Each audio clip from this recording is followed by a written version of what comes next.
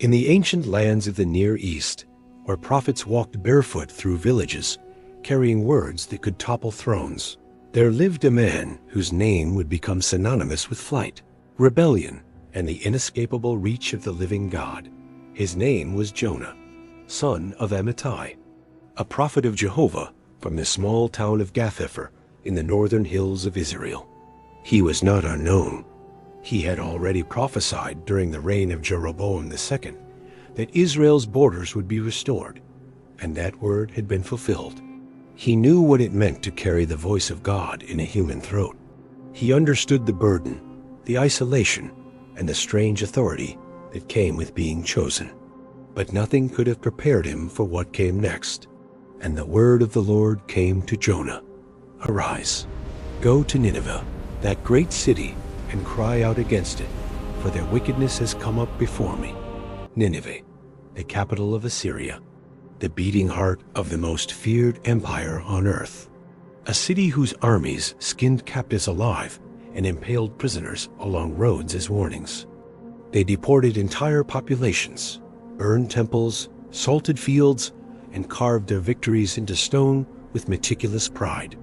For an Israelite, the command to go to Nineveh was not merely difficult, it was unthinkable. But danger was not the deepest root of Jonah's rebellion. He was afraid of something worse than death. He was afraid that God would show them mercy. He knew Jehovah, gracious, compassionate, slow to anger, abounding in steadfast love. And Jonah understood that if Nineveh repented, God would forgive them. The very people who had butchered nations would be spared, and Jonah could not bear that thought. So when God said, "Arise and go east," Jonah arose and went west, as far west as the ancient world could imagine. He traveled to the port of Joppa, found a ship bound for Tarshish at the edge of the known world, paid the fare as if distance from God could be purchased, descended into the lowest part of the vessel, and fell into a deep sleep. But while Jonah slept, heaven did not. The Lord hurled a great wind upon the sea. Waves became towering walls of black water. The ship groaned and pitched. Seasoned sailors, men who had survived countless voyages, were terrified. Each cried out to his own God.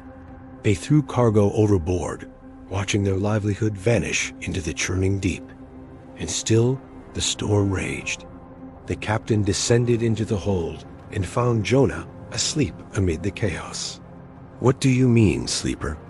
Arise and call upon your God." A pagan captain rebuking a prophet of Jehovah to pray. The irony cut like a blade. On deck, the desperate sailors cast lots to discover who had brought this disaster upon them. The lot fell on Jonah. Every eye turned to him. "I am a Hebrew," he said. "I fear the Lord, the God of heaven, who made the sea and the dry land." The God who made the sea, the very sea now trying to swallow them. Terror deeper than drowning gripped the sailors. "What shall we do with you?" "Pick me up and throw me into the sea," Jonah said. "Then it will become calm, for I know this storm is because of me." He would rather die in the waves than speak grace to his enemies. But these pagan sailors showed more compassion than the prophet. They rowed harder, fighting the impossible storm, unwilling to take a man's life. Only when every effort failed did they cry out to Jonah's God, a God they had never worshipped, and with trembling hands they threw him overboard. The moment his body hit the water, the storm stopped. Instantly, the wind died. The waves flattened. The sea became glass. And those sailors, who had boarded worshiping a dozen gods, offered sacrifices to Jehovah and made vows. But Jonah was sinking, falling through dark water into the crushing silence of the deep. Down he went, seaweed wrapped around his head like a funeral shroud. The roots of the mountains closed around him like prison bars. And there, at the absolute bottom of human experience, where no one could see or hear or help him, Jonah finally did what he should have done in Gath-hepher. He prayed, not a polished temple prayer. A raw, drowning, desperate cry torn from the throat of a man who had exhausted every option and every ounce of pride. I called out to the Lord from my distress, and he answered me. From the belly of Sheol I cried, and you heard my voice. You cast me into the deep. All your waves passed over me. I descended to the roots of the mountains. But you brought my life up from the pit, O Lord my God. Salvation belongs to the Lord. That final line was not merely a statement. It was a surrender. Salvation belongs to the Lord, not to Jonah's opinions about who deserves it.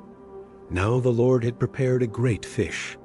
At the appointed moment, the creature rose from the depths and swallowed the prophet whole. For 3 days and 3 nights, Jonah lived in absolute darkness, surrounded by the stench of digestion and the muffled sound of the ocean. A tomb that was also a sanctuary. God had not sent the fish to kill Jonah, but to save him. On the 3rd day, the Lord spoke to the fish, and it vomited Jonah onto dry land. He emerged gasping, blinded by sunlight, his skin raw, his body broken. And the voice that had spoken in Gath-hepher was already speaking again. Arise, go to Nineveh and proclaim the message I tell you, the same command, word for word. As if the storm, the sea, and the fish had simply been a parenthesis. This time, Jonah went. Nineveh rose from the plain like a mountain built by human hands. Walls stretching for miles. Gates flanked by winged bulls with human faces. Streets overflowing with the commerce and violence of the most powerful empire on earth. Jonah entered alone. No weapon, no scroll, no army, just a message burning in his throat. He walked one day into the city and opened his mouth. Yet 40 days and Nineveh shall be overthrown. The shortest, bluntest, most reluctant sermon in history. No plea for repentance, no description of mercy. Just a countdown, perhaps hoping they would ignore him and God would destroy them as they deserved. But something happened that Jonah never expected. The people of Nineveh believed God.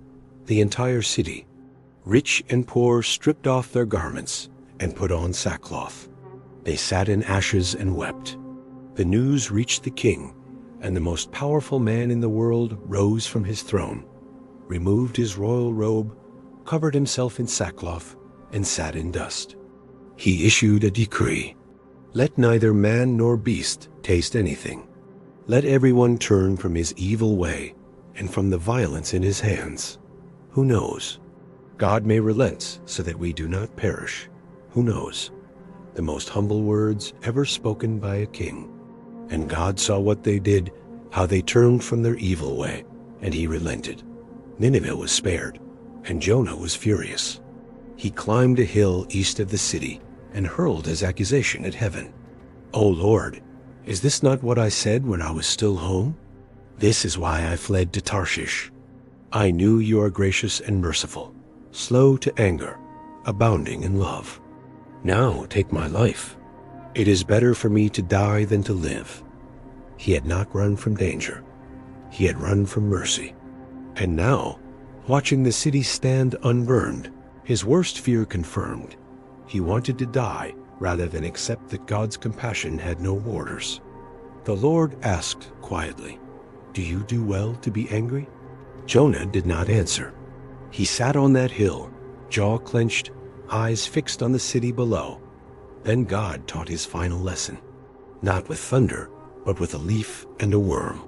He appointed a plant that grew overnight, spreading broad leaves over Jonah's shelter. The shade was deep and immediate, and Jonah was exceedingly glad.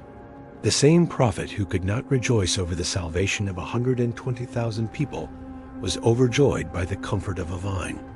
At dawn, God appointed a worm that attacked the plant at its root. By sunrise, it had withered. Then God sent a scorching east wind. The sun beat down without mercy. Jonah, overwhelmed, begged again to die. Do you do well to be angry about the plant? God asked. Yes, Jonah snapped. Angry enough to die. Then came the words that are the heart of the entire story. You pity this plant for which you did not labor. It lived a single night and perished. And should I not pity Nineveh, that great city?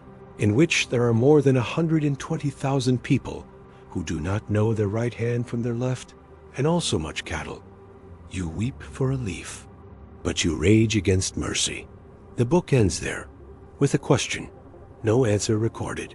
We do not know if Jonah wept, or if he remained on that hill, angry and alone.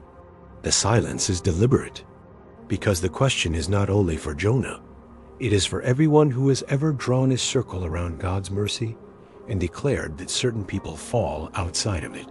For everyone who has ever looked at an enemy and said they do not deserve grace.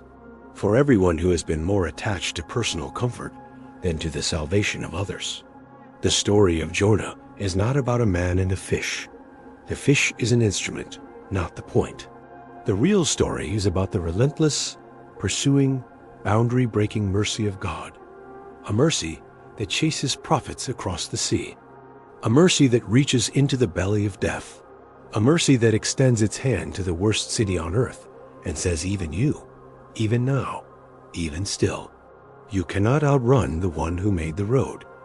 You cannot outsail the one who made the sea. And you cannot place limits on a love that was never designed to have any. Salvation belongs to the Lord.